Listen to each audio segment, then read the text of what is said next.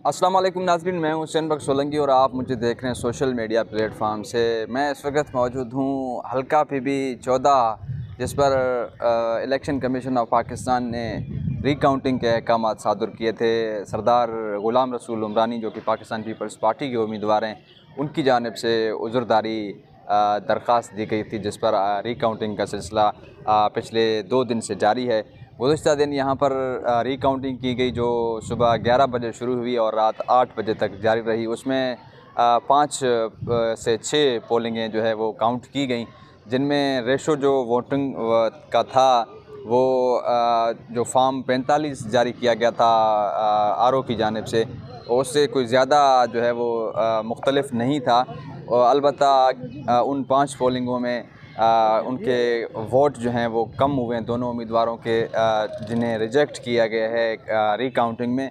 इसके अलावा अगर मैं आज की बात करूं तो आज दूसरा दिन है काउंटिंग का और ये काउंटिंग का सिलसिला जारी है।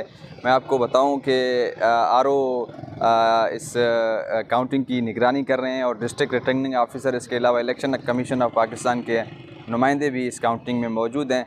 जबकि ज़िला इंतज़ामिया की जानिब से हल्का PB 14 की रिकाउंटिंग के अहाते में जो है वो 144 नाफिज कर दी गई है। दोनों अतराफ़ से जो है वो सड़कों को भी बंद कर दिया गया है। गैर मामूली और गैर ज़रूरी नक़्ल व हरकत पर यहाँ पर पाबंदी आयद की गई है। रिकाउंटिंग का सिलसिला इस वक्त डिस्ट्रिक्ट काउंसिल हॉल में जारी है, जहाँ पर डिप्टी कमिश्नर नसीराबाद जो कि डिस्ट्रिक्ट रिटर्निंग ऑफिसर भी हैं और रिटर्निंग ऑफिसर जो हैं हल्का PB 14 के, वो भी मौजूद हैं। दोनों उम्मीदवार, जिनमें सरदारज़ादा बाबा ग़ुलाम रसूल उमरानी हैं और पाकिस्तान मुस्लिम लीग नून के हाजी मोहम्मद ख़ान लैडी भी काउंटिंग में मौजूद हैं। आज की जो पोलिंगें काउंट की गई हैं, इस वक्त तक 2 हो रहे हैं और इस वक्त तक जो है वो 6 पोलिंगें काउंट कर दी गई हैं, जिनमें वोटिंग का रेशो जो है वो फॉर्म 45 और फॉर्म 47 से ज़्यादा मुख्तलिफ नहीं बताया जा रहा।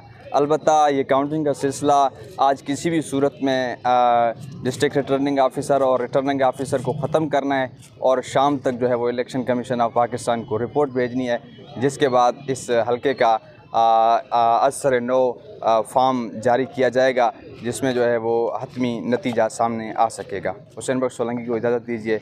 अल्लाह हाफ़िज़।